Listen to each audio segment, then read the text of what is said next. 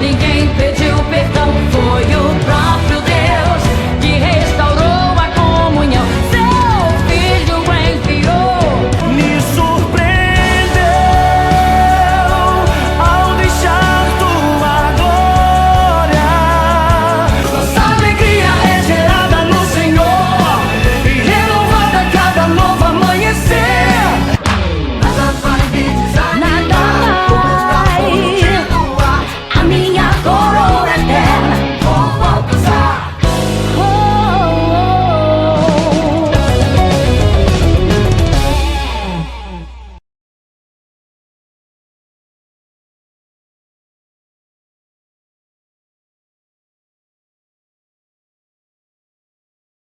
Gênesis 26,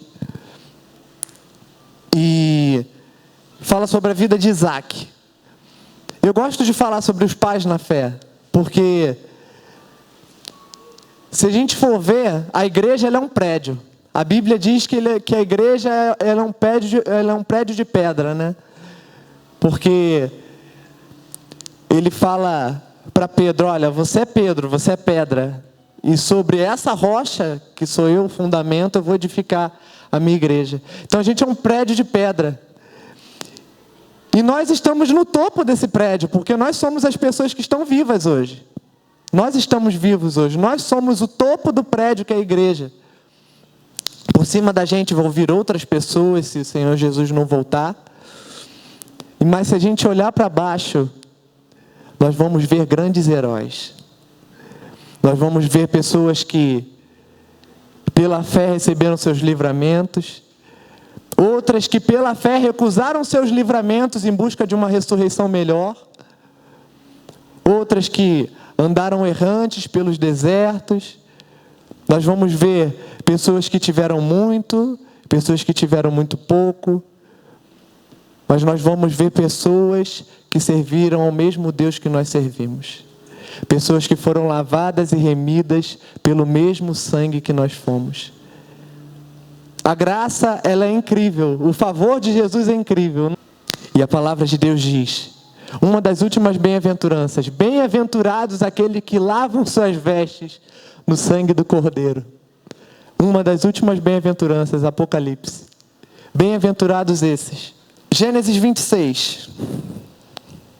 Vamos lá, a partir do versículo 1. E havia fome na terra, além da primeira fome, que foi nos dias de Abraão. Por isso, foi Isaque Abimeleque, rei dos filisteus, em Gerar. E apareceu-lhe o Senhor e disse, não desças ao Egito, habita na terra que eu te disser. Peregrina nesta terra Gerar, que era a terra em que ele já estava. E serei contigo e te abençoarei, porque a ti e a tua semente darei todas estas terras e confirmarei o juramento que tenho jurado a Abraão, teu pai. Olha só, no primeiro versículo começa assim, ó, e havia fome na terra. Mas fala assim, ó, havia fome na terra e ele compara a fome, maior do que a primeira fome que foi no tempo de Abraão. Abraão teve um tempo de fome na história dele, enquanto ele era vivo. Isaac teve um tempo de fome também, mas foi pior do que o de Abraão. Se a gente for ver, o tempo de fome que teve na época de Jacó foi pior do que o dos dois outros. Por quê? Porque ele teve que ir para o Egito. E ali o negócio já estava muito ruim mesmo. Eles passaram um sufoco na época de Jacó. E em relação à fome, às vezes é necessário que a gente passe por essas situações. A gente precisa passar pelos tempos de fome, porque é nos tempos de fome que a gente lembra que tem um Deus, às vezes. Às vezes é no tempo de fome que a gente busca o Senhor, que a gente clama ao Senhor, que a gente ora mais, que a gente jejua mais. A Bíblia diz, havia fome, pior ainda. E o Senhor estava tratando com Isaac. Às vezes a gente passa pelo tempo de fome, porque a gente precisa ser tratado.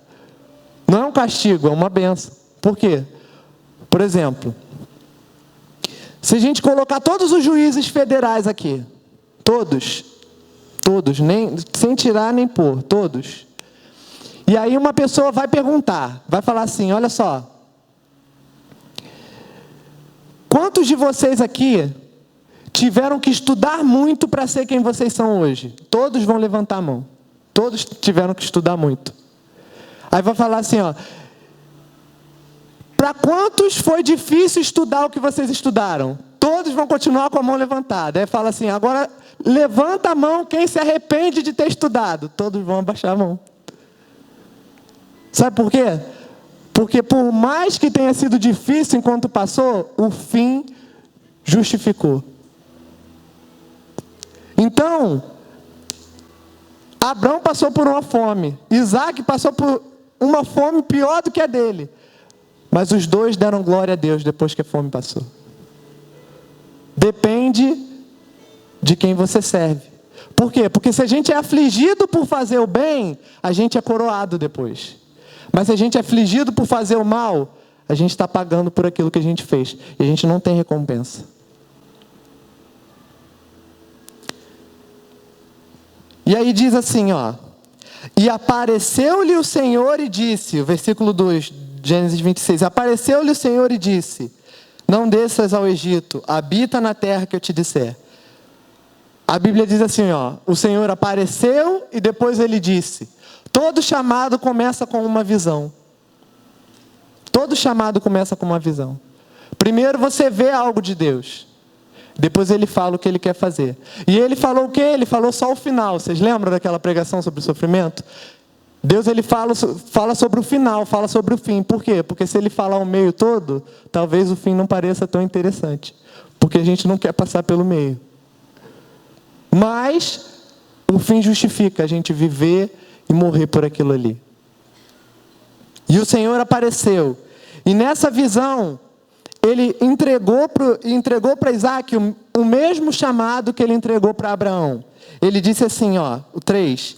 Peregrina nesta terra e serei contigo e te abençoarei. Porque a ti e a tua semente darei todas estas terras e confirmarei o juramento que tenho jurado a Abraão, teu pai.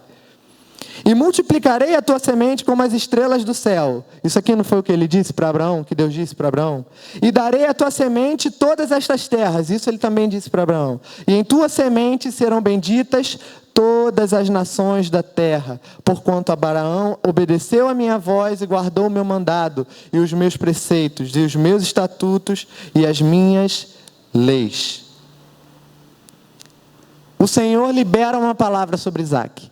E aí ele fala assim, ó, eu vou fazer isso contigo. E essa palavra já tinha sido liberada ao pai dele. E aí a gente precisa entender.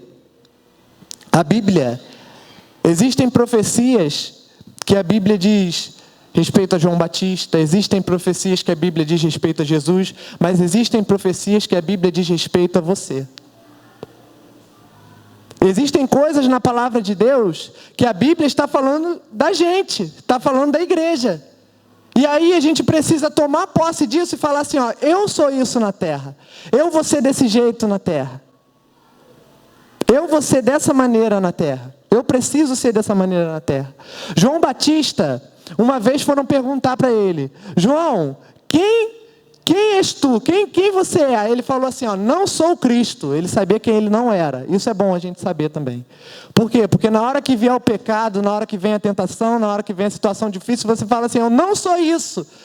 Por que você não cai? Porque eu não sou mais isso. Ué, mas em outros tempos você se prostituiria, mas eu não sou mais prostituto. Em outros tempos você se drogaria, mas eu não sou mais viciado. Você não está entendendo.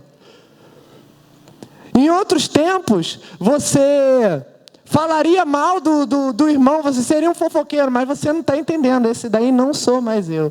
Eu sou uma nova criatura. Eu não sou mais esse. E João Batista, ele sabia falar quem ele não era. Aí perguntaram, quem é você? Eu não sou Cristo. Ele disse quem ele não era. E aí depois vem e fala assim, tá, não é o Cristo. Então você é Elias? Não. Então você é um profeta? Não. você diz de você? O que você diz de ti mesmo? Me fala. Ele falou assim, eu sou a voz do que clama no deserto. O que é a voz do que clama no deserto? É uma profecia que está lá em Isaías, não é? Na Bíblia estava escrito a meu respeito. Quem foi que disse isso na hora que foi chamado? Jesus. Eu li no livro e nele estava escrito a meu respeito. Eis-me aqui, ó Pai, para fazer a tua vontade. Retira o primeiro conserto para que o segundo possa ser estabelecido. Não foi isso que Jesus falou? Mais ou menos assim, né?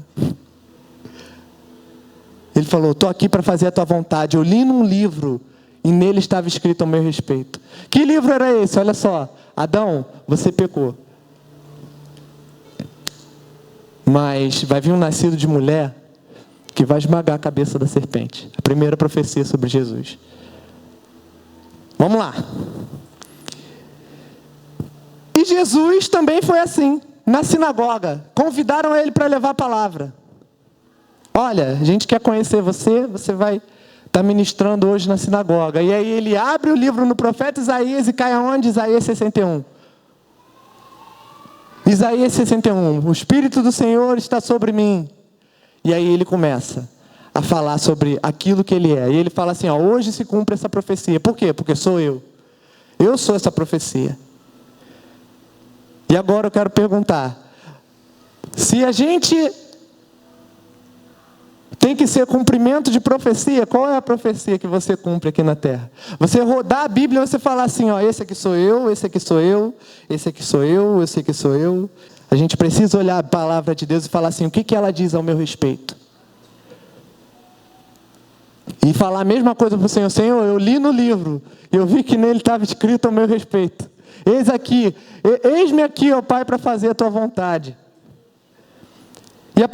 E o Senhor falou algumas coisas comigo, que são simples. E são 4 pilares de autoridade, para a gente exercer aqui nessa terra. O primeiro é o seguinte, eu sou o que a Bíblia diz que eu sou. O primeiro pilar. Você precisa saber o que a Bíblia diz que você é, a sua identidade.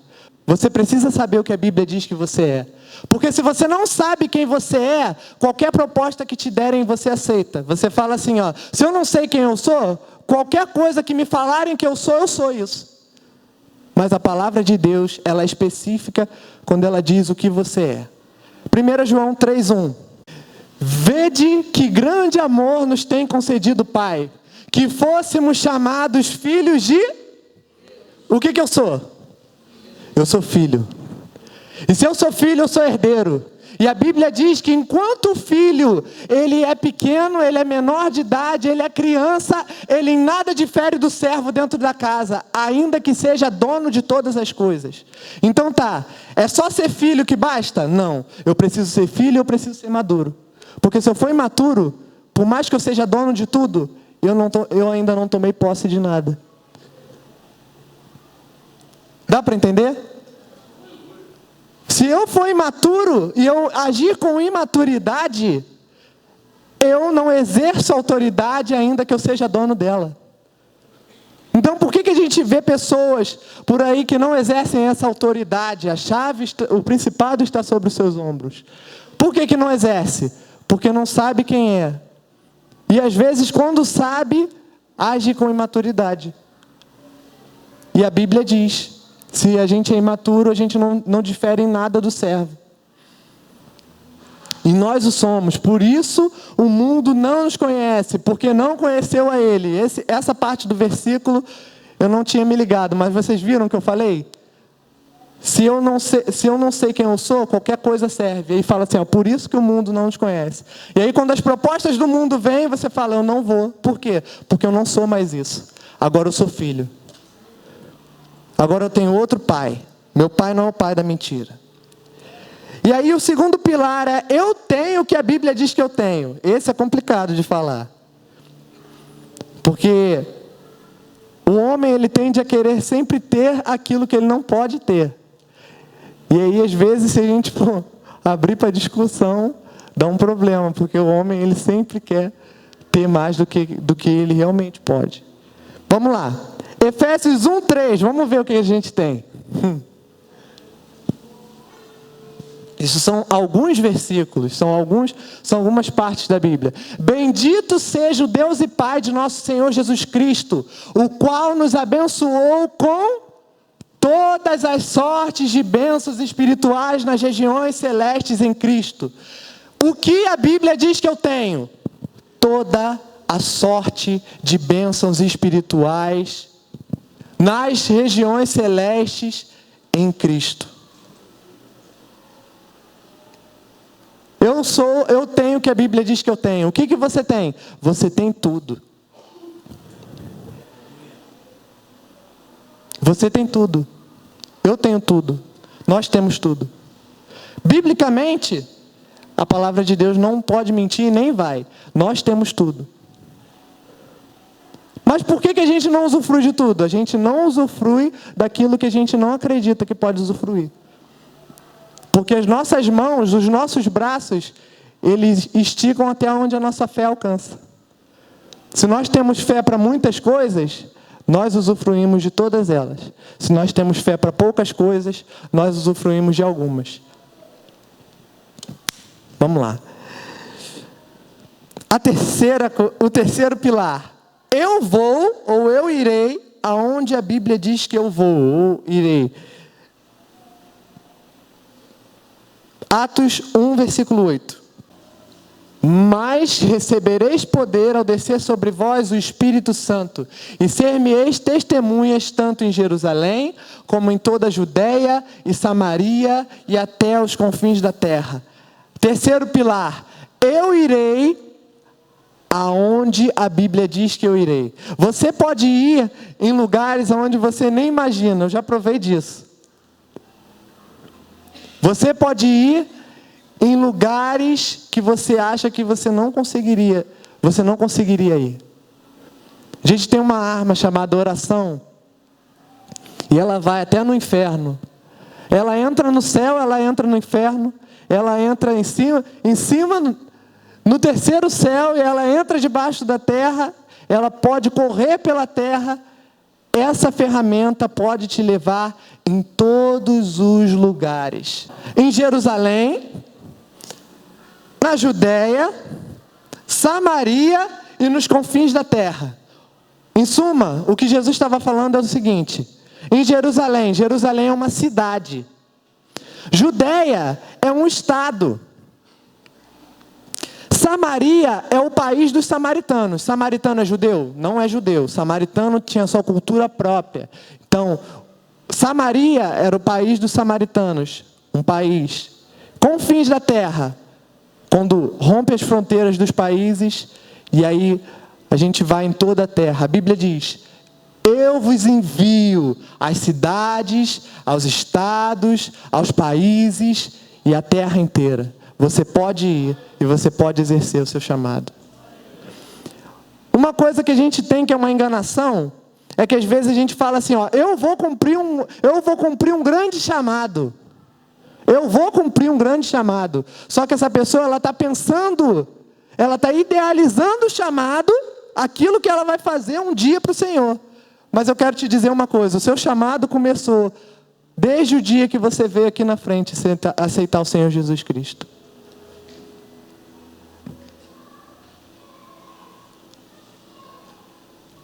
O nosso chamado já começou. Eu vou exercer um grande chamado. A Bíblia diz que aquele que converte um pecador, ele cobriu um mar de pecado. Ele já fez algo muito grande. Então a gente precisa entender.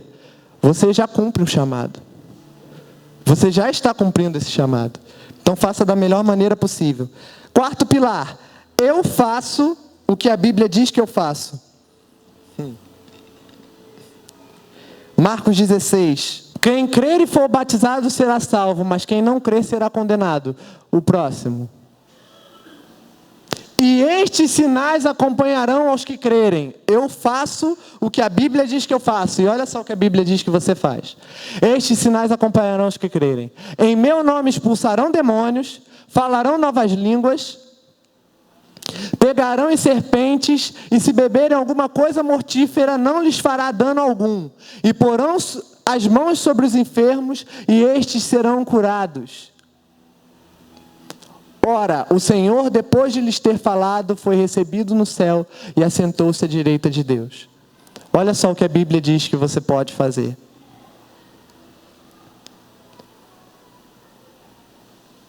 Biblicamente, você é mais poderoso do que qualquer carro de guerra. A palavra de Deus diz que nós temos armas na nossa milícia espirituais poderosas em Cristo para destruir as fortalezas da maldade. Você acha que um fuzil destrói uma fortaleza? Um tanque de guerra destrói uma fortaleza? Para destruir uma fortaleza tem que ser uma arma muito grande. E a Bíblia diz: nós temos armas poderosas para destruir fortalezas da maldade. E aí, voltando para Gênesis 26, do versículo 6 diz assim: assim habitou Isaque em Gerar. Gerar era aquele lugar que ele tinha falado, ó, fica na terra que eu vou te mostrar. E essa terra foi Gerar. E perguntando-lhe os varões daquele lugar acerca de sua mulher, disse: é minha irmã, porque temia dizer, é minha mulher, para que porventura dizia a ele: me não matem os varões daquele lugar por amor de Rebeca, porque era formosa à vista. E aconteceu que, como ele esteve ali muito tempo, Abimeleque, rei dos filisteus, olhou por uma janela e viu, e eis que Isaque estava brincando com Rebeca, sua mulher. Então chamou Abimeleque a Isaque e disse: eis que na verdade é tua mulher, como pois disseste a minha irmã? E disse-lhe Isaque: porque eu dizia, para que eu porventura não morra por causa dela. E disse Abimeleque: que é isto que nos fizeste? Facilmente se teria deitado alguém deste povo com a tua mulher, e tu terias trazido sobre nós um delito. E mandou Abimeleque a todo o povo, dizendo: qualquer que tocar neste varão ou em sua mulher, certamente morrerá. Isaque era um poço entulhado, cheio de promessa e cheio de entulho. Existem pessoas aqui que provavelmente têm muitas promessas de Deus. Olha, o Senhor já mandou uma pessoa falar comigo isso, isso e isso, e uma vez o Senhor me revelou na palavra isso, isso e isso que Ele queria fazer comigo, e uma vez, e uma vez, e uma vez, e uma vez, e uma vez, a pessoa é cheia de promessa, mas ela quase nunca tem o cumprimento das promessas. Isso por quê? Porque resolve ser um poço entulhado. Isaque tinha um monte de promessa, mas ele tinha entulho dentro do poço dele. A gente falando sobre entulhar poços. Para ser um desentulhador de poços, o primeiro poço que precisa ser desentulhado é você. Sou eu. Qual era o entulho que tinha Isaque? O medo e a mentira. Medroso. E o medo levou ele a mentir. Mentiroso. E às vezes, as pessoas elas botam a culpa nas suas maneiras de agir. Vocês já viram? Ah, não, mas Senhor, é a minha maneira de conversar com as pessoas, é o meu jeito de falar, é o meu jeito de me relacionar, é o meu jeito de fazer, é o meu jeito de exortar, é o meu jeito, é o meu jeito, é o meu jeito. Você diz que é o teu jeito, mas Deus diz, é entulho, deixa eu meter a mão para tirar. Não é o teu jeito, cara. Quanta gente já falou que está errado. Não é jeito, não. É entulho. E entulho a gente tira para que a água venha. Entulho a gente joga fora. Entulho não é para ficar dentro do poço. O poço ele serve para dar água. Ele não serve para dar terra nem lama. Joga o entulho fora. E o que aconteceu? Isaque teve que desentulhar o poço. E como é que foi? Foi do pior jeito. Ele foi exposto. Foi exposto por quê? Foi exposto por causa das promessas. Às vezes, aquilo que era para ser bênção para você, um dia vai ser instrumento de vergonha. Por quê? Porque você é filho. E a Bíblia diz que Deus repreende aquele que ele tem por filho. Então é melhor você resolver tirar logo o entulho antes que ele te sirva para vergonha. Porque as pessoas vão tentar beber da água e elas vão encontrar entulho aí dentro. Vão encontrar areia, vão encontrar lixo. Por exemplo, a mulher samaritana. A mulher samaritana era um poço entulhado. Era um poço na frente de um poço e na frente da fonte de águas vivas, que era o Senhor Jesus. E aí, o Senhor Jesus fala assim, ó, dá-me de beber. E aí ela vai... Ué, mas como você sendo judeu me pede água que eu sou uma mulher samaritana? Se você soubesse quem é que te diz, dá-me de beber, você que me pediria, eu te daria água viva. Ué, mas de onde você vai tirar a água viva? Ele ia tirar de dentro dele. E uma das coisas que o Senhor Jesus pergunta para a mulher samaritana, ele fala assim, ó, vai lá buscar o teu marido. Ela fala assim, Senhor, eu não tenho marido. Ele fala, disse bem, porque você já teve 5, e o que está contigo agora não é teu.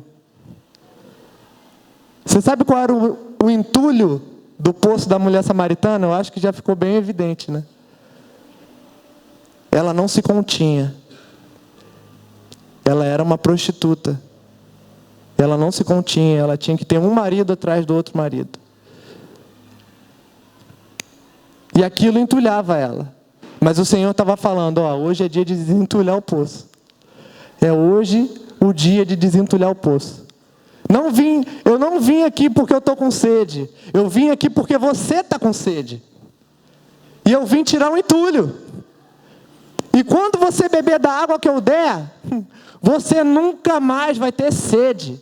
Vai se formar dentro de você uma fonte de água viva a jorrar para a vida eterna.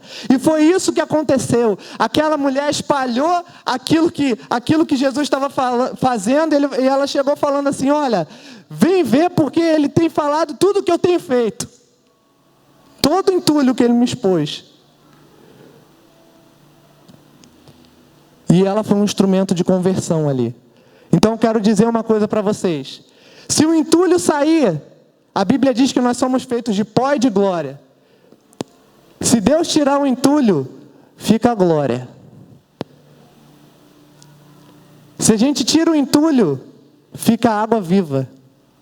Por quê? Porque quem criou a gente foi o Senhor. E aí diz assim no versículo 12, para confirmar. A mulher samaritana tirou o entulho e deu fruto em Samaria. E olha só o que diz. Gênesis 26, versículo 12. E Isaac semeou naquela terra e no mesmo ano colheu o cêntuplo, ou seja, 100 vezes a semente que ele lançou. E o Senhor o abençoou. No versículo 6 diz assim, ó, Isaac foi habitar em Gerar. Mas só no versículo 12 que diz que ele colheu o cêntuplo, que ele foi frutífero. Por quê? Porque ele foi exposto. O entulho foi tirado. E vamos lá. Diz assim no 13. Engrandeceu-se o varão e ia se engrandecendo, até que se tornou muito grande. E tinha possessão de ovelhas e possessão de vacas e muita gente de serviço, de maneira que os filisteus o invejavam. Isso daí ele foi frutificando e foi crescendo, porque tirou o entulho. E aí no 15, e todos os poços que os servos de seu pai tinham cavado nos dias de Abraão, seu pai, os filisteus entulharam e encheram de terra, poços entulhados. Isaac encontra vários poços que o pai dele tinha cavado, entulhados. Os filisteus encheram de terra. E aí a Bíblia diz assim, ó. Disse também Abimeleque a Isaac, aparta-te de nós, porque muito mais poderoso te tens feito do que nós. E aí, a Bíblia diz, então Isaac se foi dali e fez o seu assento no vale de Gerar. Presta atenção nisso. Gerar foi o lugar que Deus mandou ele habitar. Mas agora ele estava crescendo porque ele se posicionou. E ele começou a crescer, até que as pessoas começaram a invejar ele na terra. Ué, esse cara é estrangeiro? E ele chegou agora e ele já está sentando na janela, conversando com o motorista. Ele cresceu muito. não, aparta-te de nós, vai embora, vai embora. E aí Isaac, então eu vou embora. Mas o Senhor mandou ficar em Gerar. E aí a Bíblia diz assim, ele foi para o vale de Gerar. Igreja, um vale é um lugar onde passou um rio por muito tempo. E aí ficou um vão ali. E por um lado você vê uma colina íngreme, do outro você também vê uma colina íngreme. Ou seja, o lugar é horrível. Mas ele foi habitar no vale de Gerar. Agora você imagina, ele estava sendo expulso. Uma pessoa que está sendo expulsa de um lugar, ela vai habitar no melhor lugar? Não. Por quê? Porque ele vai chegar no melhor lugar, já vai ter um monte de gente ali, vai o quê? Vai expulsar ele de novo, vai matar ele, vai fazer alguma maldade com ele. E a Bíblia diz que ele foi para o vale de Gerar. E aí a Bíblia diz assim, e tornou Isaac e cavou os poços de água que cavaram nos dias de Abraão, seu pai, e que os filisteus taparam depois da morte de Abraão, e chamou-os pelos nomes que os chamara seu pai. Abraão começa a refazer os caminhos antigos. Olha, meu pai passou por aqui, então vou recavar esse poço e vou colocar o mesmo nome que ele colocou. Ele passou por ali, eu vou cavar esse poço e vou colocar o mesmo nome que ele colocou. Vou dizer uma coisa para vocês. O poder de Deus não se encontra em coisas novas que a gente faz para o Senhor. Ele se encontra primeiro nas antigas. Porque a Bíblia diz, no princípio, quando Ele criou tudo, Ele disse que era bom. Então, se você não resgata o princípio, não adianta fazer aquilo que é novo. Porque isso é para impressionar. E de impressionismo, o reino dos céus não vive. O reino dos céus não vive de impressão. Uma vez chegaram para Jesus e falaram algo com ele sobre o reino dos céus. E sabe qual foi a resposta dele? O reino dos céus não vem com aparência. O reino dos céus não vive de impressionismo. Ou você faz aquilo que Deus estabeleceu, ou você não está fazendo aquilo que é vontade de Deus. E ele começou a recavar os poços. E a Bíblia diz que a igreja primitiva ela já era excelente, ela já era boa, ela já fazia aquilo que era certo. Então vamos trazer esse cavar os poços antigos para a atualidade. A igreja primitiva tinha unidade? Tinha? A gente cava o poço da unidade e fala assim, unidade outra vez. A igreja primitiva tinha unanimidade? A gente cava de novo o poço da unanimidade e diz unanimidade outra vez. A igreja primitiva, ela fugia da avareza. Ananias e Safira que eu diga. A gente cava de novo e a gente diz, não mais avareza. Coloca os mesmos nomes que a igreja primitiva tinha colocado. Cava de novo os poços antigos. Porque quando a gente cava os poços antigos, Deus se agrada e dá poços novos para a gente cavar. Os pais, eles entesouram para os filhos, não são os filhos que entesouram para os pais. Então a gente precisa pegar a nossa herança. Se eles tinham unidade, é nossa herança como igreja resgatar a unidade. Se tinha unanimidade, é nossa herança como igreja resgatar a unanimidade. Se tinha cura naquela época, é nossa herança resgatar a cura daquela época. Se tinha santidade naquela época, é agora que a gente resgata a santidade. Porque esses foram poços muito antigos, que o Senhor fez questão de ensinar a cavar. Ele esteve aqui 3 anos e meio, e Ele ensinou, vai cavar esse, vai cavar esse, vai cavar esse, vai cavar esse, vai cavar esse, vai cavar esse. E quando Ele ascende aos céus, Ele espera que as próximas gerações continuem cavando aquilo que o diabo entulhou. E Deus, Ele começou a direcionar Isaac, cava os poços antigos, cara. Cava os poços antigos e coloca os mesmos nomes. Ele cavou um por um. E colocou os mesmos nomes. E aí a Bíblia diz, onde que ele foi morar? Ele foi morar no vale. Não foi no vale que ele foi morar? E foi no vale que ele cavou um poço. E a Bíblia diz, ele estava cavando os poços onde o pai dele passou. E agora ele cavou no vale, 19. Cavaram, pois, os servos de Isaac naquele vale, naquele lugar brabo, e acharam ali um poço de águas vivas. Põe aí, Jeremias 17:13. Eles acharam dentro do vale um poço de águas vivas. Senhor, esperança de Israel. Deixaram, Senhor, esperança de Israel. Todos aqueles que te abandonarem serão envergonhados. Os que se apartam de ti serão escritos sobre a terra, porque abandonaram o Senhor, a fonte de águas vivas. Isaac, quando cavou no vale, ele já tinha cavado os poços antigos. E agora Deus estava dando um poço novo para ele. Deus, onde que é esse poço novo? Esse poço novo é dentro dessa situação difícil que você está vivendo aí. E a gente pode falar de situação difícil, porque todo mundo vive situação difícil. Ninguém vive de situação boa. Tem boa. Existe um momento para situação boa. Mas a gente sabe que cada um aqui passa situação difícil. E Deus quer falar contigo essa noite. O poço novo é dentro da situação difícil que você está passando. E é nele que você vai encontrar o Senhor, a fonte de águas vivas. Isaac cavou no vale. Os servos dele cavaram no vale e acharam o Senhor. Eles acharam Deus. Vocês ouviram o que a pastora falou? Ela falou que os servos foram os que cavaram. Ela falou assim que é importante a gente não querer cavar poços sozinho. Por quê? Porque é um trabalho de unidade. Um planta, o outro rega e o Senhor dá o crescimento. Aleluia. Glória a Deus. E aí, começou a briga.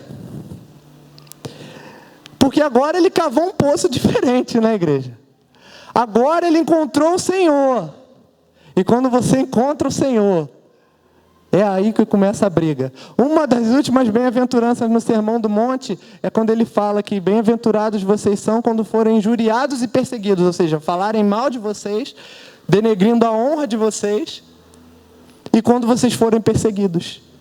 Mas por quê? É porque o mundo não conhece mais você.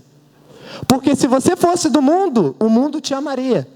Mas é porque você não é do mundo que ele te persegue. E aí, os pastores de Gerar porfiaram com os pastores de Isaac, dizendo: esta água é nossa. Por isso, chamou o nome daquele poço Ezeque, porque contenderam com ele. Começou a briga. Então, cavaram outro poço. Ele foi para outro poço, para outro lugar. Vamos cavar outro poço. Contenderam com esse, então vamos para o outro.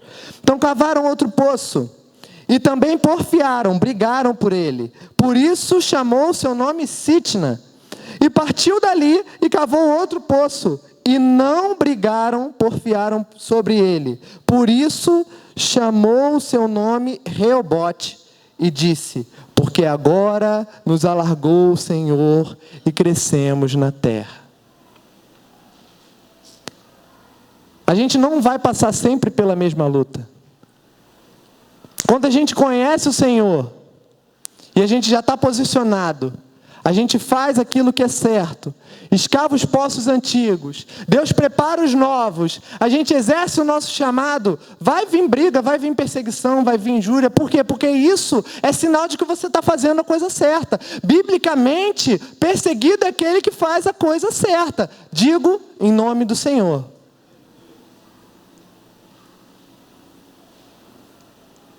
E aí, o que acontece é que ele começa a crescer na terra, porque agora ele estava sendo alargado. E foi esse poço, Reobote. Depois subiu dali a Berseba, e apareceu-lhe o Senhor naquela mesma noite e disse: eu sou o Deus de Abraão, teu pai. Não temas, porque eu sou contigo. E abençoar-te-ei e multiplicarei a tua semente por amor de Abraão, o meu servo. Quando Deus aparece para Isaac, ele aparece como Deus de Abraão. Mas Isaac é Abraão? Não. Abraão é o pai de Isaac. E ele fala assim: olha, eu sou o Deus do teu pai. E quando Josué é chamado, a Bíblia diz como? Eu vou ser contigo, assim como eu fui com meu servo Moisés. E isso era o conforto para Josué. Isso era aquilo que ele tomou posse. Ele falou assim: ó, esse é o meu chamado e vamos embora. E às vezes as pessoas entram em campos de batalha, elas entram em guerras, e elas tentam fazer a obra do Senhor, e elas tentam fazer as suas próprias obras, digo assim, em realização pessoal. E por que as coisas não funcionam? Porque descumprem um princípio bíblico. Sabe qual é o princípio bíblico? Eu vou ser contigo como eu fui com aquele que te ensinou. E se eu desvalorizo, eu tenho qual Deus? Eu não sei quem é o meu Deus. Por quê? Porque eu desvalorizei as pessoas que Deus levantou.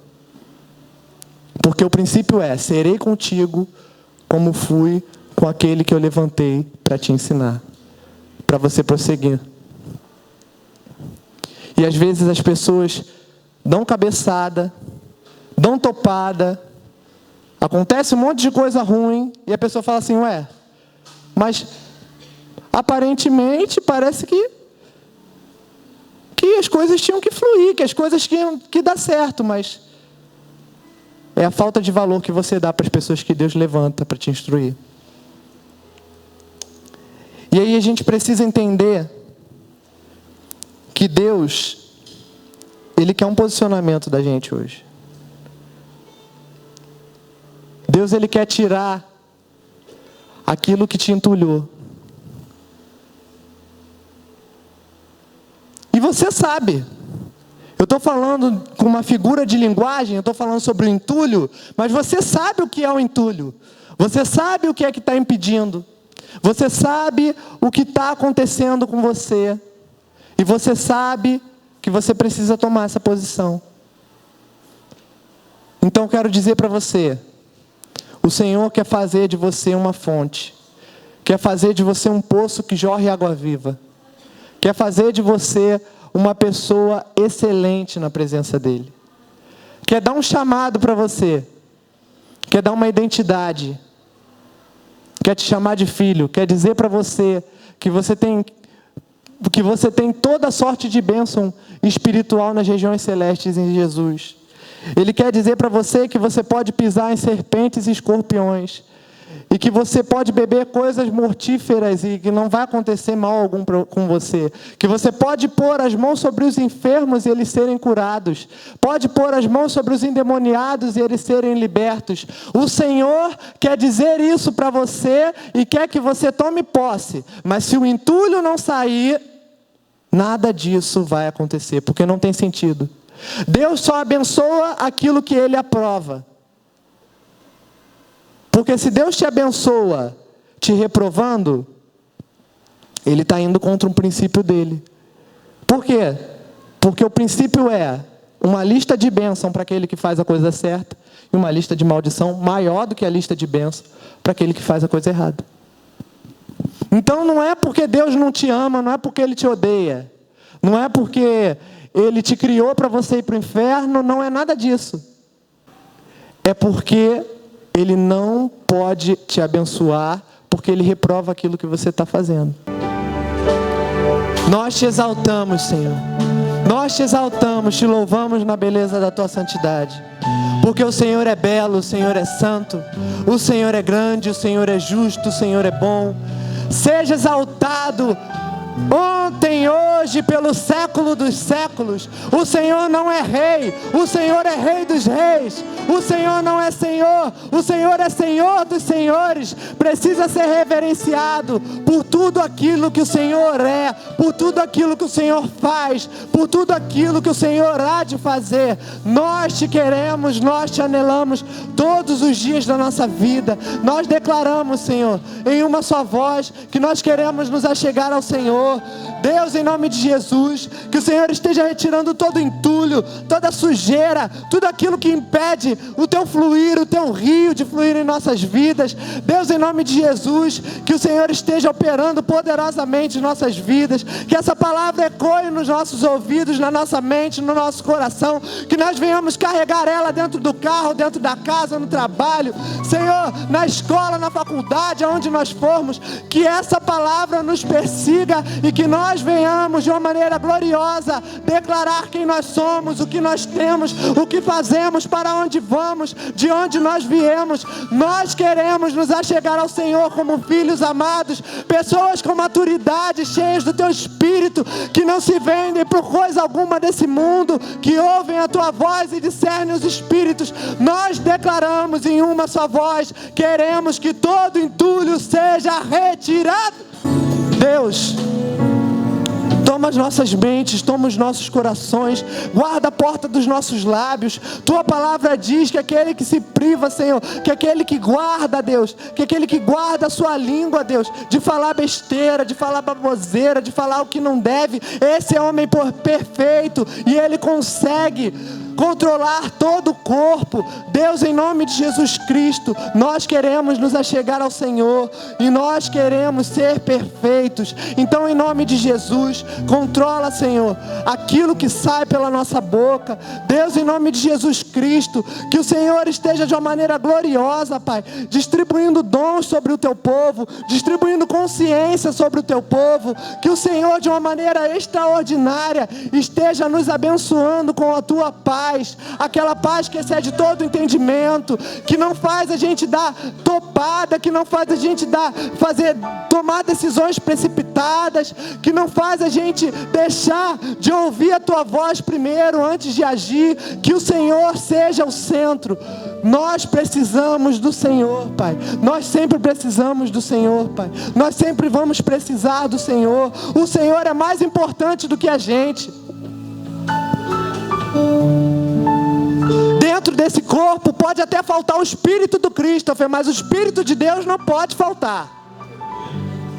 Dentro da minha vida não pode faltar o Senhor. Dentro deste lugar, dentro de cada uma dessas pessoas, pode faltar tudo, mas não pode faltar a Tua presença. Nós somos dependentes. Bem-aventurados são os pobres de espírito, porque deles é o reino dos céus. Somos dependentes, sim. E nós te queremos a Tua intervenção, Senhor, em tudo que se chama área da nossa vida. Nós precisamos do Senhor. E que o Senhor esteja de uma maneira gloriosa, Pai, operando, Senhor, desentulhando, Senhor. E que o Senhor, ao levar essas pessoas para os seus lugares, Pai, o Senhor, de uma maneira gloriosa, esteja ministrando a saída e se revelando poderosamente, para que a gente venha seguir as Tuas pisaduras. Nós precisamos do Senhor. Vocês podem voltar para os seus lugares, em nome de Jesus.